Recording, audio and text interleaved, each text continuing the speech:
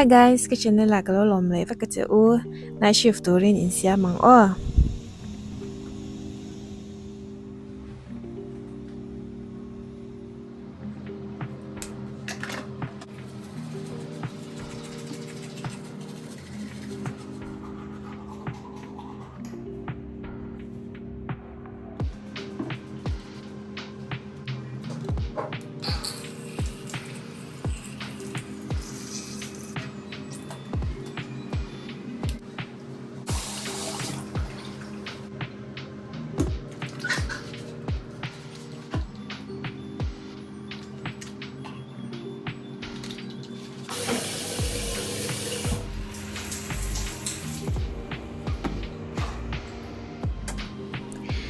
skincare day kan tu velu lah ke nge toner ka mga night light on mai room bol tlat mai Vaseline te kan in mai ve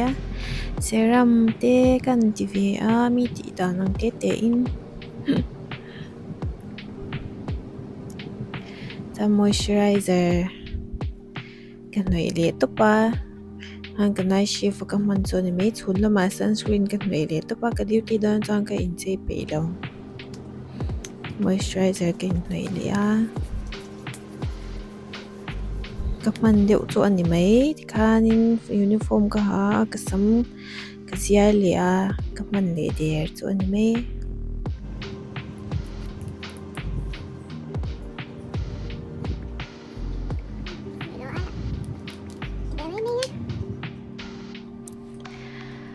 ka iPad ka thuna ka charger nen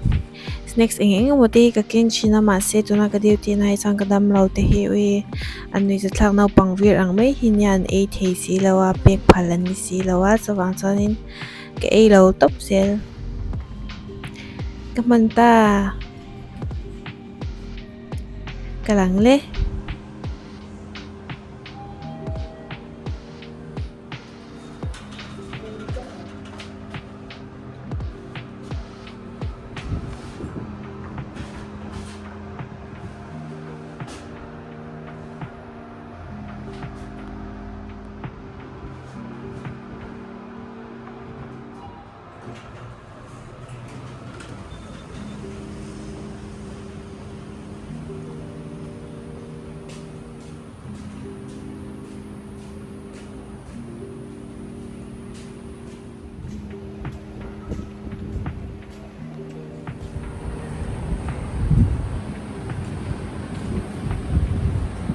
ting tere kum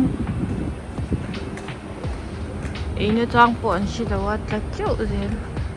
luan phal bok si lawa ui am thele to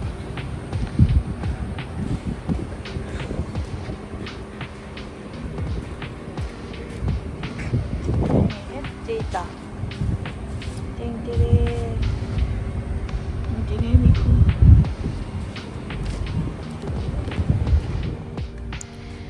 kan ma kan bike shing mo hi mi poite ta na siamani hi apps a oma apps a changa scan na man mai the siamani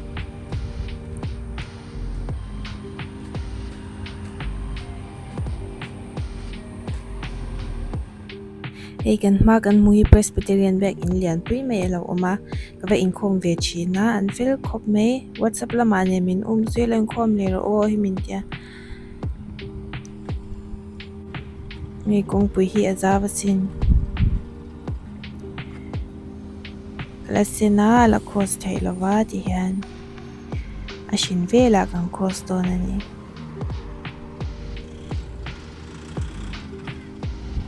lo shin ta chen khati chun man mo chin ko pa shin ma ti hian in an kalamo dan in chu mi an om lo weekend san ya an re ve tlat mai zandanga chanin basina ti hian om hin tam ve china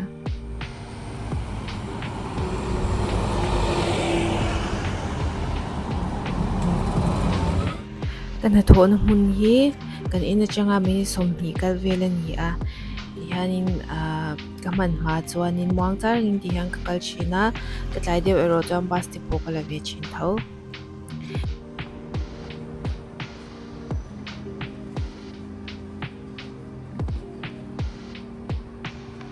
si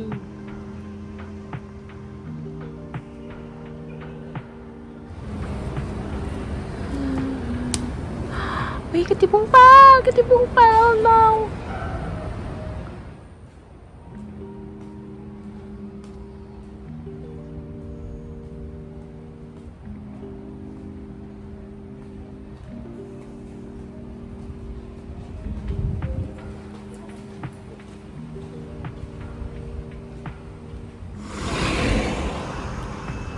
kung croissant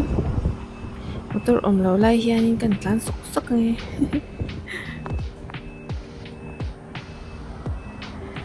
lai ka lo na tur te hi thim ve reuh lu tuka chang chuanin ka lau ve deuh thina ma se mi hi kal hi an om ve zau zawa hianin man mo to khen hi lai hi chu kal sok zel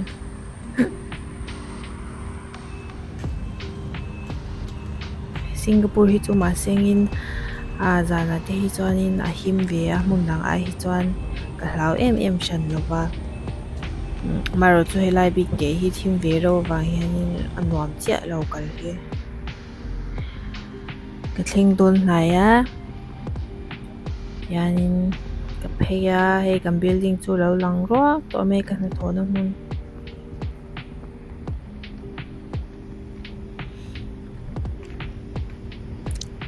lai hi nursing home ani a kema hi nursing home healthcare assistant angin ka thoka hian pathian chara kumruk don lai chu kalo thok ve to ni lai hmuna hian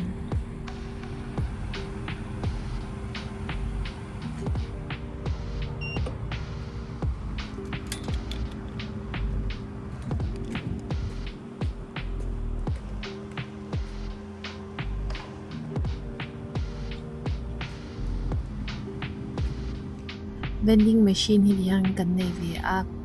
a drinks tu shang energy drinks changa juice te he Pepsi ti te oma kan helam panga hian orange juice he a fresh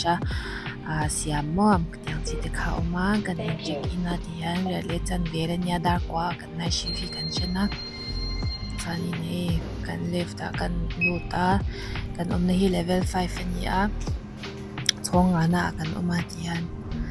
kemani psychiatry ward ta thokani a kanin envel ni hi ni en hi all kopal lai dar langa chan chungvel hi chu karon tilang thei don lova chan chu enge phallo ani wangin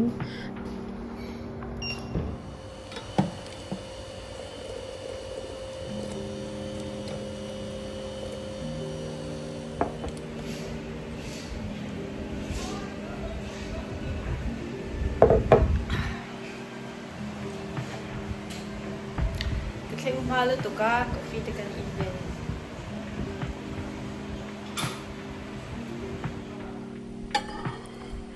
so eyang tuna hen zandar som pani ari to a ka break kala a career run jam ve chana ke ma hi chuanin zana chu e hi chak ti ber pum hian dam ka ti bera noodles ti vel te kan na kan thot tir vel ka chuan ma se tuna hi chuanin chu hi pum hian lo ngai ber me ke tia hemi ke iba hi chu engma ke to don lova ti hianin ka honga nga ka muanga tlaya ka harle huna chau darli daranga ti vel a chau ka ile te don ani kana shift ka zauta hei ka mel po chau ve khop maya mel hi hlui ve rup sela hanna shift zo me hi chuan hei kan building ani a amoi ve ro sin hong Kamel bel te hi oi ke in lein na do alui bel me na shi fi chu chau thak the ru to ka la hi ni jana thim deu lai kha anya garden tlo ho zwa yang lai hi thlai mote an phun na mun ani a ho pa hianin ke en mei zela ti hianin anwa ve ro ka ti a ing mote mai an ti te bepor ang chi te an neya hianin du na hmuna thlai hi chin thei ani lo phalna la ka ngai wangin te hianin hei alo hlu ve ro ka tia han motor mei om te mo hei bepor te ra ve a ala no mel box sia wi ka lo chao lu to ka azam na se em le ngal he ta te ara ni he ala no to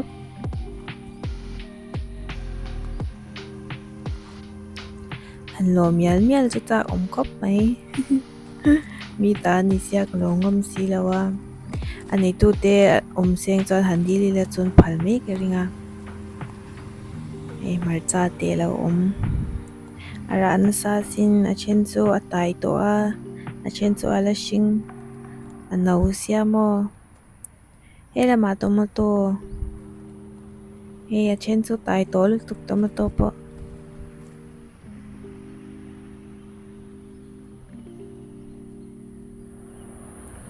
an cham te lo oma an cham te an e ve ro mo helam pa chuan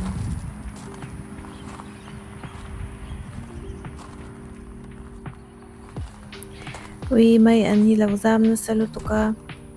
ke I top e na cha an je si lawa na hi mo an lawila an bei so mai la tuiron sin an no thok te ka mu fu le huna chuanin garil to nge yang mu fu hin har lu tuka hela ma fang ma lo mai eng hian phun chop alian san phun chop ania hele hi enge behloi ni om tak ani hi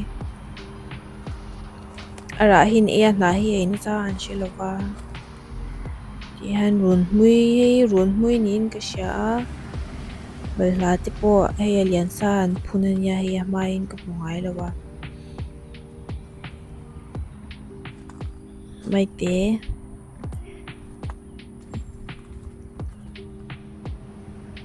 era ma he borsai be te lo omani he anunga sunflower te lo oma eng mo chu om ve che ome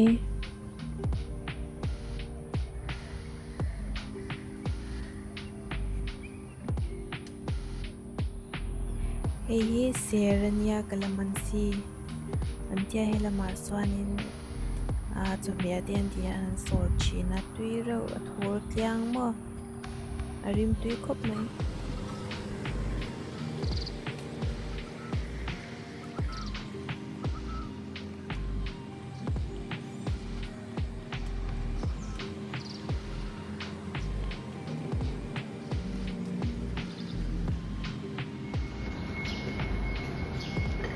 nâu đi chơi rồi Papa bes kan tu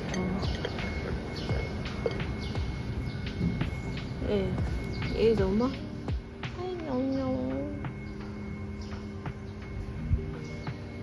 rồi tôi mi cho khá tự in tự là mua lẩu về tết à thảo giờ hi ara một cái cắm tivi là lẩu rai xí đâu á à thảo rất khá lâu xía nên nhau hi mà thảo mấy khá lâu như đinh cha phải chỉ giờ hi mua mình hao ngay đâu đấy để chân in ăn cũng khay để mình hao ngay đâu giờ thì đai đâm bể ra nhỉ đai đâm em nu in nhỉ đã thế hiện là ông vì đai à bia pa in đâu tội đấy nga thì là bia pa khá này tăng vai khá này đâu tội chi na đai à khăn tội tiếc khá đâu kinh chi na nhau chơi nhau tôi cần bà biết sao cái tiền này ấy để này chứ đủ về thop bên nha